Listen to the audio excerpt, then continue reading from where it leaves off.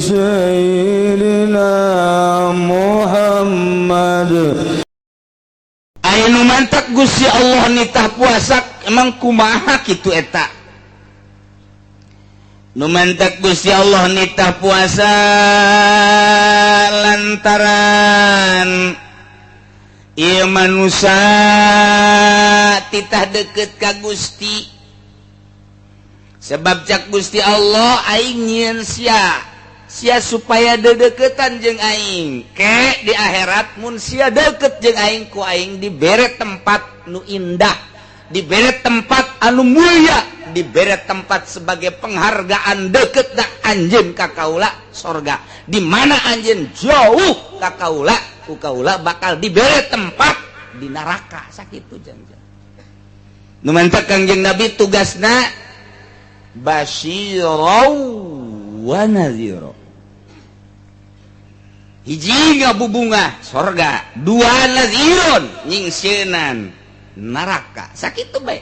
Geus tugas kiai geus sebagai warasatul anbiya sakitu bae. Tuturkeun Kangjeng Nabi lamun Kangjeng Nabi dibere tugas basyirau wa nadhira atuh kiai nage ku hari sebagai warasatul anbiya kudu basyirau wa nadhira. Dudukeun di jalan sorga ieu. Di jalan neraka ieu Golkar ieu. Uli turun. Ulah sambarangan. Babagi tugas kiai tugasna corong Al-Qur'an. Pemerintah tugasna corong Amerika. Sakitu bae geus teu bisa diganggu gugat sama di Indonesia mah asal lu jadi pamarentah nyana kepanjangan beung Amerika. Kepanjangan sungut bule. Kiai mun mimilu kadinya sarua min jumlati Amerik. Sarua bae.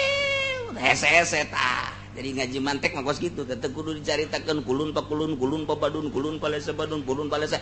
Teu kudu buktikeun bae kos kitu. Ulah nyaritakeun mantek-mantek bari nyana henteu bermantek. Palu kuduna teh mah. Teu nyimpul geus. Corong Quran kiai mah. Corong hadis, corong ulama eta kiai. Ulah jadi corong Amerika, mun geus jadi corong Amerika boga mobil di dunia nama, di akhirat dikerekep sia ku malaikat. Ji ulah sambarangan huahe naik Avanza sia. Deulekeun ka dituna emang kumaha sakumaha sih ngeunahna Avanza. Di akhirat dibeulem naonan gara-gara jadi corong Golkar sama Amerika deui bah.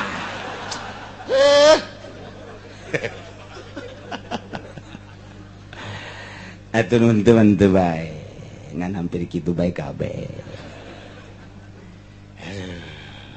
Ieu mah keur carita kasimpulan. Dihenteu teh gatuh kitu bae. Dihenteu teh ge kula mangan sakadar ngabejakeun doang pedah Kangjeng Nabi basyirau wa syahida wa mubasysyira wa nadhir. Kumaha kitu? Kieu lazzatud dunya arbaatun kalazatan dunya aya opat sakadar opat kanikmatan dunia. Hiji at-ta'am dahar, dua wasyarab nginum, tilu wal jima'u jima sek. Nomor kaopat naon molor. Sakitu gua perhatikeun coba ge. Ieu teh meunang ti Kangjeng Nabi dikemas ku ulama. Oh ngan sakitu kalazatan dunia. Mantak ibu lulusan ngajelaskeun ge. Nikmatud dunya salasah ngan nya nama. Kadituna aya idkhulu zakar. Bisa dulu eta ibu lulusan. Nikmatud dunya salasan faltu taban naumun wa qublatun wa idkhulu zakar. Nikmat dunya ngan tilu tengetkeun ku sararia cak Ibnu Ruslan. Hiji naumun molor, kadua qublatun nyium, katiluna mana nyium. Idkhulu zakar tah ngabebeskeun panakol tongprong Ci atuh kumaha ngomongna sia eta coba. Eta jak kitu ti dituna kitu tuh kitu bae. Aduh, cek orang Jawa, apa iku? Ah, sia. Boten ngertos, ora iso orang Jawa. Ya wis, gue lulu dah.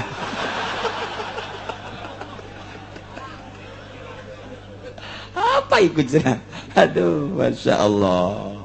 Emang orang Jawa mah pikasirian baik. Pikasirian baik ke cerita Gus Dur teh diundang ke Mekah, ku raja, dia aya nu dibawa ulama, kiai 10. Barang datang ke istana kerajaan di ditu di Arab. Aya aula di luhurna merekna aya mamnu'ud dukhul. Nyana kieu bae. Astagfirullahalazim. Astagfirullahalazim. Astagfirullahalazim. Gideg bae di hareupeun lawan. Sambarkeun ku Gus Dur, ono apa sih? Gus Dur atuh. Iki cenah. Opo iku? Iki mamnu duhul, dilarang berduhul di sana. Berarti ini tempat duhul katanya. Waduh, cek Gus Dur teh ya. Dasar teh nyakola, orang NU teh nyakola. Ini mah dilarang masuk. Bayinya di Indonesia nyebut duhul teh ke pemajikan.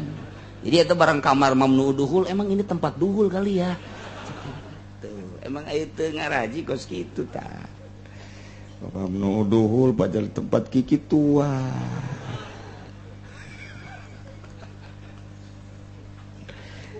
Nah, hiji dahar, 2 nginum, hartina to'am teh kadaharan. Timimiti dahar berikut bubuahanana, nomor kedua inuman, nomor katilu jiban, nomor kaopat ieu adalah sare. Jelema asal geus teu ngeunah dahar, gas gada siap-siap ngameteran taneuh 1,5 meter. Oh 2 meter. Teu ngeunah nginum kitu keneh bae. Di mana-mana geus teu kuat jima, geus moal kebal deui. Komo, duh cenah kiai geus 4 peuting teh teu bisa es. Kunaon emang wallahu alam atuh geus ieu mamere bae caingan geura siap-siap bae ka ditu. Neuk ngarendeng jeung abah apa jeung emak. Opat eta.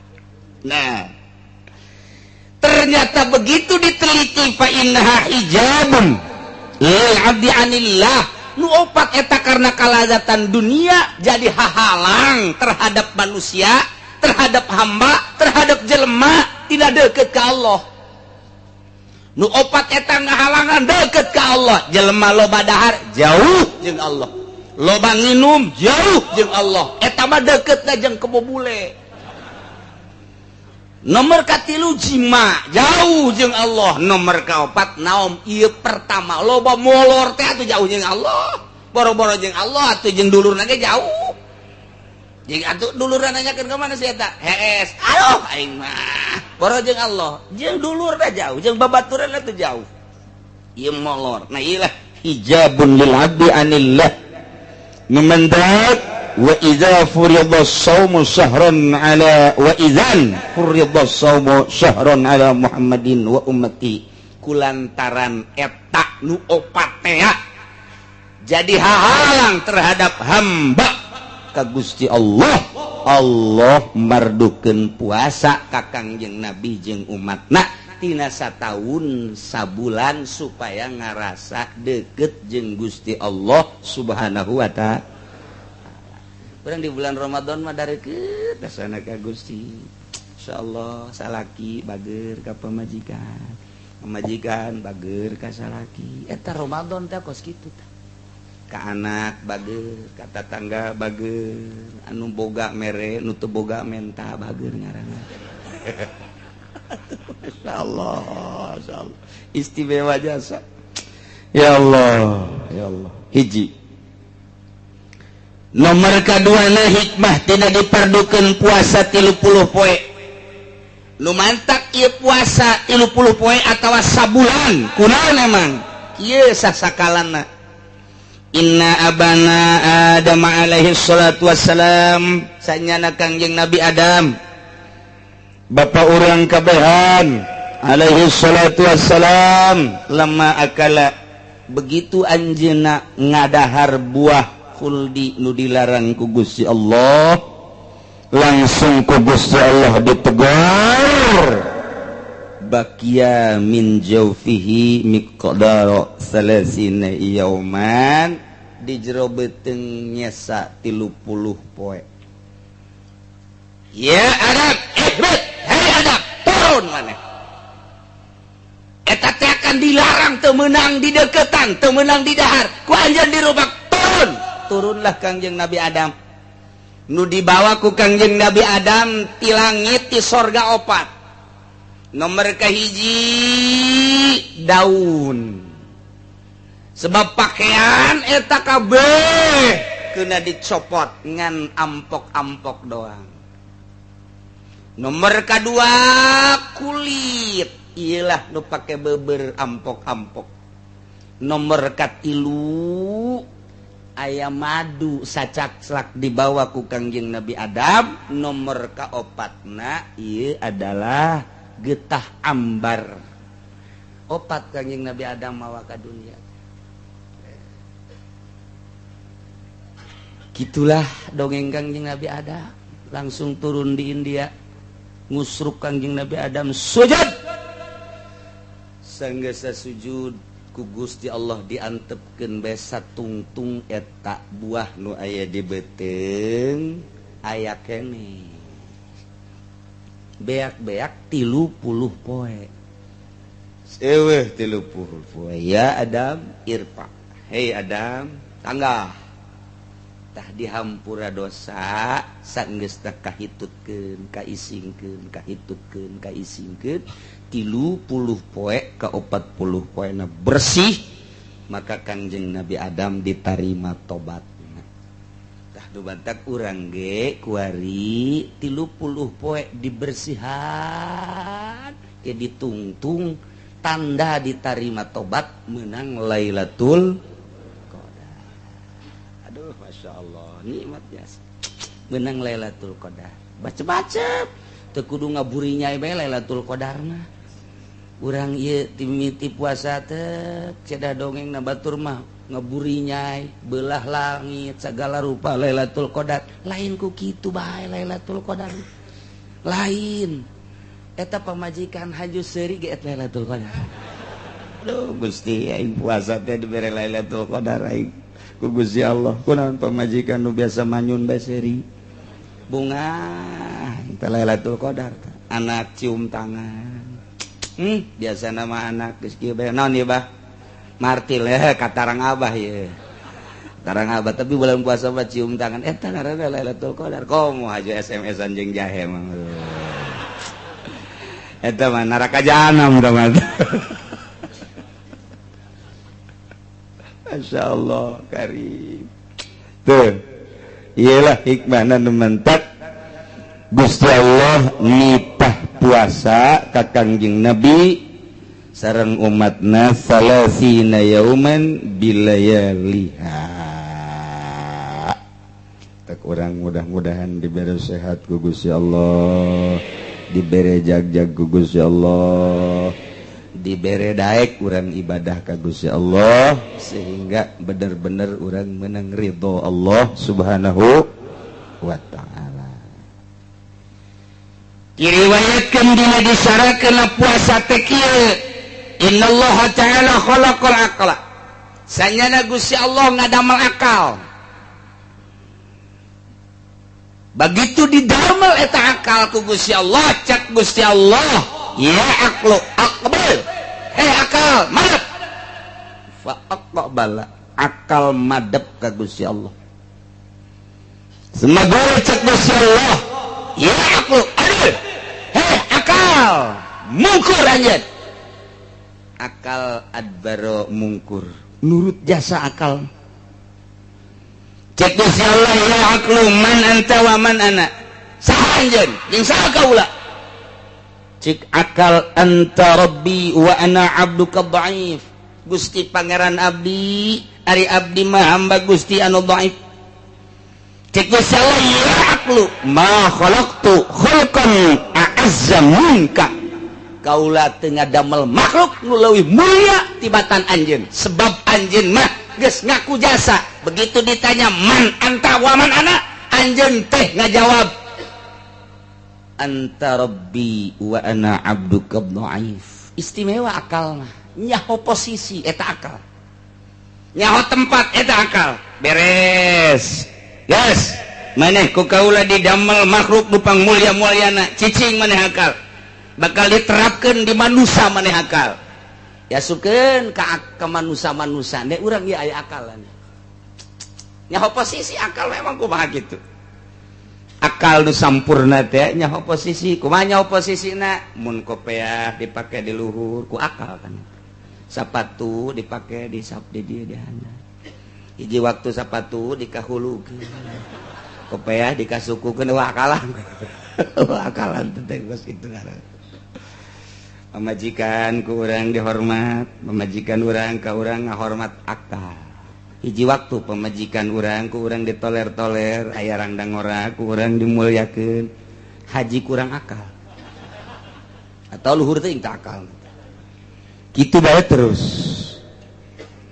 beres Gusti Allah ngadamel akal summa khalaqallahu nafsa Gusti Allah ngadamel nafsu ku ari baqala lah cak Gusti Allah akbil nafsu mana panjen falam tujib begitu digerokeun sia nafsu tali akbili ka dieu maneh ka dieu menghadap tetep bae nafsu ngabuageun bae ngabuageun eta bahasa hebat ngabuageun geus pohara jasa tah ngabageun jadi gabageun batu geus teu robah saeutik-eutik acan ih atuh cicing bae masyaallah sumagala laha tuluy ngomong deui Gusti Allah aya nafsu akbili tali ka dieu tetep bae falam tujib ngabuageun bandel teu daek madep ka Gusti Allah jeung teu daek nembalan-nembalan acan.